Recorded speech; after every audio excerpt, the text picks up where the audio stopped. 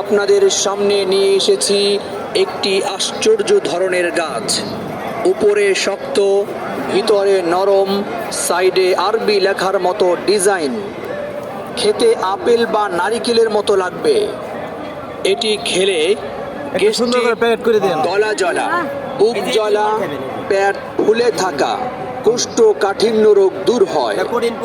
যাদের পায়খানা হয় না, পায়খানা নরম হবে, ক্লিয়ার হবে, কোষ্ঠকাঠিন্য দূর হবে।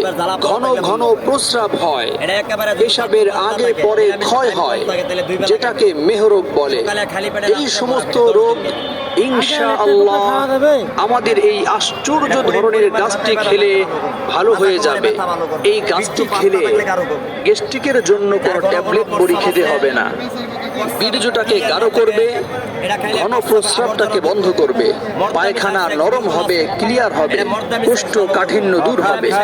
কোমরে ব্যথা, হাঁটুতে ব্যথা, গিরায় ব্যথা, ক্যালসিয়ামের অভাবে যাদের শরীর চাবায় কামড়ায়, উঠতে বসতে কষ্ট হয়, তারা এই গাছটি একবার খেয়ে দেখুন, সুস্থ হয়ে যাবেন। এছাড়াও আরো অনেক উপকারে আসে। এই গাছটির নাম লোকমানি বিধানে